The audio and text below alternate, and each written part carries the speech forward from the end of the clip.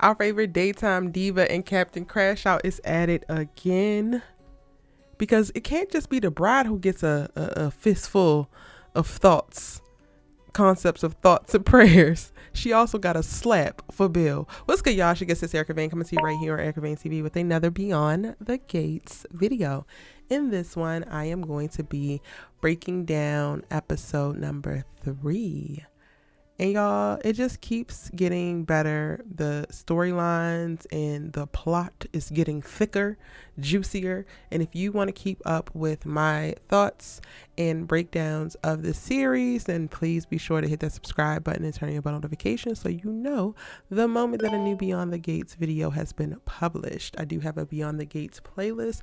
It is linked in the description box down below, and you can actually turn on the notifications just for that playlist. If all you want to know is when Erica Vane is talking about Beyond the Gates, you can know when Erica Vane is talking about Beyond the Gates.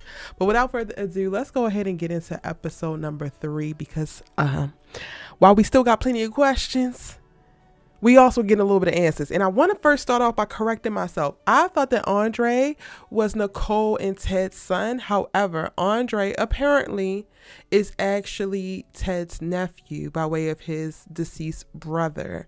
And I saw his last name on IMDb, and I was like looking, and I was like, okay, so this must be his son too. No, Martin and Kat are brother and sisters. They are the children of Ted and Nicole, and Andre is just like a surrogate child. Now that his father has passed, his uncle has kind of taken him under his wing. However, he has been in and out of Fairmont Crest, traveling, doing a bunch of things.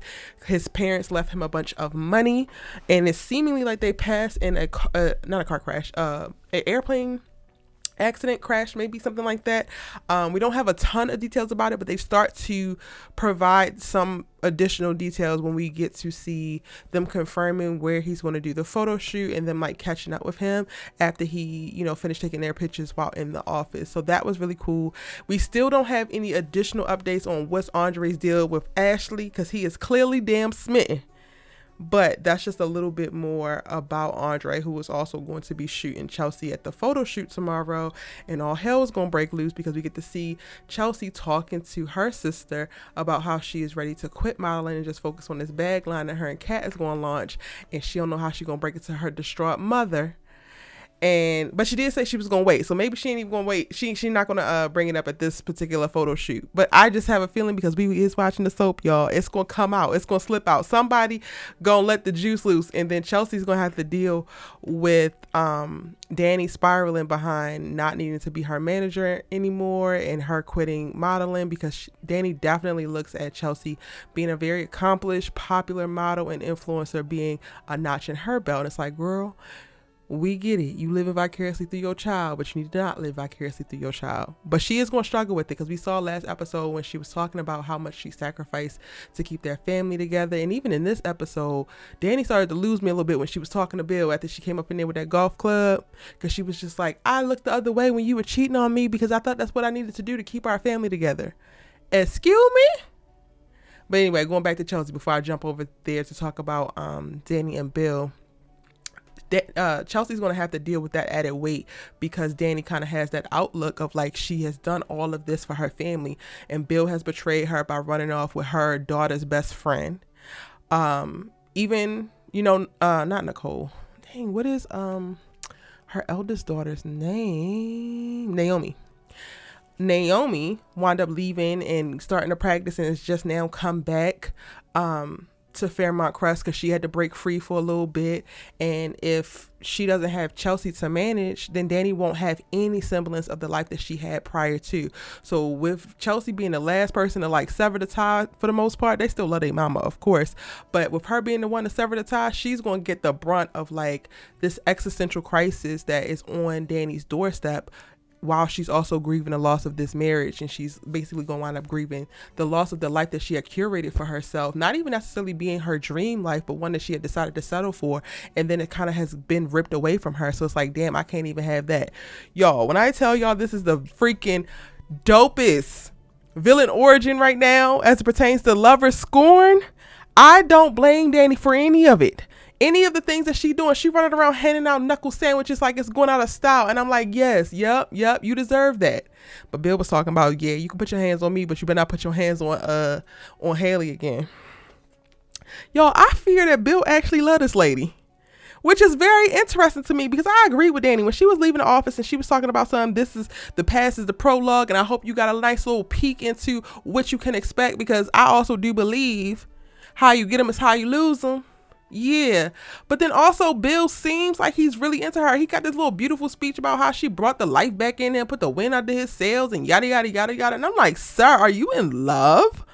Are you in love with the trollop that you left your family for?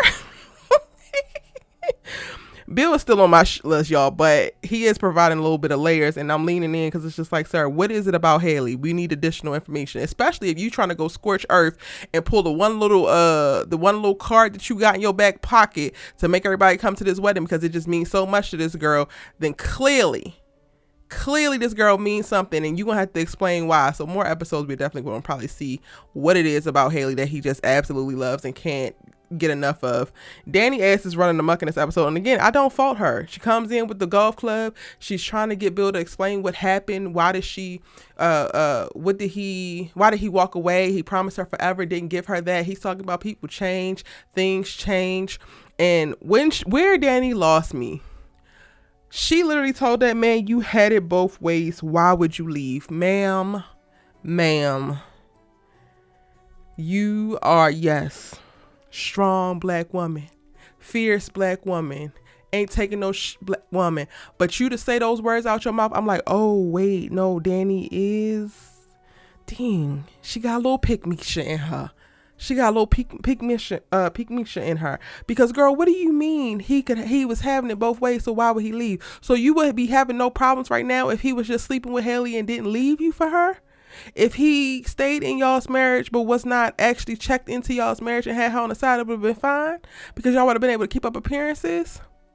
This is where I'm like, yo, I can't even really ride for my girl too tough, because girl, what the hell are you talking about? That sounds crazy, Dani. That sounds crazy. You deserve a man that is fully invested. You deserve a man that loves you. You deserve a man that wants to cater to your needs and lean into all the best parts of him to enhance the more weaker or areas of opportunity in you, and vice versa. Like, you deserve a full life with a very present man. You talking about he already had his cake and eat it too. He was having it both ways. So what was the point of leaving? Girl, yeah, this needed to end, because you talk very, very, very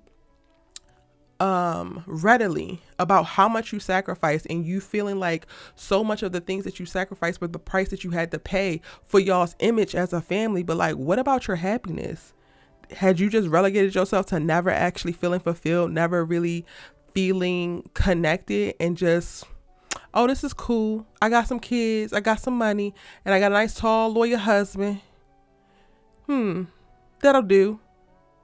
Absolutely not. While this is probably one of the most devastating things that have ever happened to her, this should be, as long as she don't allow the villain origin story to truly taint her soul and her spirit, this could be the rebirth that Dani needs, whether later in life or not. But this could definitely be the catalyst for her to go out there and make a life that actually means something to her. However, we're going to watch her go through the trenches first. Do y'all hear me? Miss Mamas went up into that damn law firm, slapped the hell out of Bill, was trying to get answers out of him, couldn't, still had a standoff with Hayley on the way out, had her little cry in the elevator, but then got herself together, took herself down to the local pub and said, oh, best friend, you here? So we can go ahead and drink. Regardless of her pick-me-shit ways and her looking the other way with the cheating, I still like Dani's style. She's chaotic AF and she's interesting. Now, by the end of the episode, she has decided that she wants to run off to Paris to go ahead and heal and ignore it and deal with this betrayal from afar. But no, not so fast. You are a Dupree woman and you do not run. We do not cower. And Miss Anita said, we got to show them who we are. And you can show up there with all your animosity and all your spite, but your ass is going to be there. That child, I need to know what y'all are protecting Martin from, because dragging your daughter to the wedding of her ex-husband 6 months after that man cheats on her and leaves her for her eldest daughter's best friend is quite literally the wildest workout. It is the wildest workout. Y'all are making this girl, as well as the family and the whole community, go to this wedding. Also that y'all can protect Martin, so that Bill don't go run tell that on all y'all little family secrets. And apparently the biggest one is going to affect Martin. And she can't even know why. But she trusts and love her daddy, so she going to go. Bless her heart, y'all. I don't even think that we're even anywhere near the pinnacle of what the crash outs are going to look like from Dani this season, and I'm very excited because Miss Mamas is chaotic and crazy, and I love it. And again, I don't falter for it, because this is some wild stuff to deal with. Now, little Miss Leslie, I don't know what your deal is. I ain't like how you was looking at Ted, but you running Lauren off the road.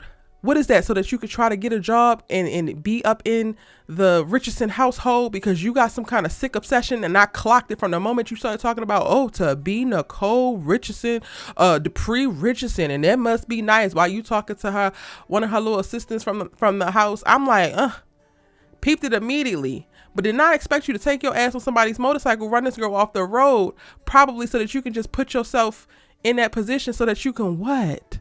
Become Nicole Dupree Richardson? It don't work like that, baby.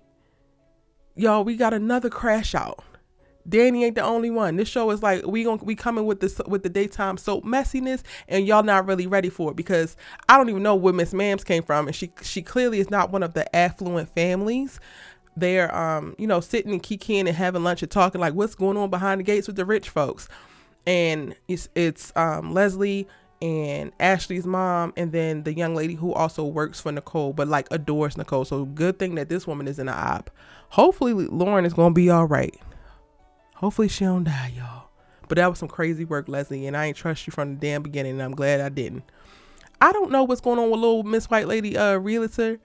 She told Dani that she paid this man to do role playing, and I'm like, is she telling her the truth to test it? Because then she told her a lie, like, he works with her. But isn't that Derek, y'all? Ashley's Derek.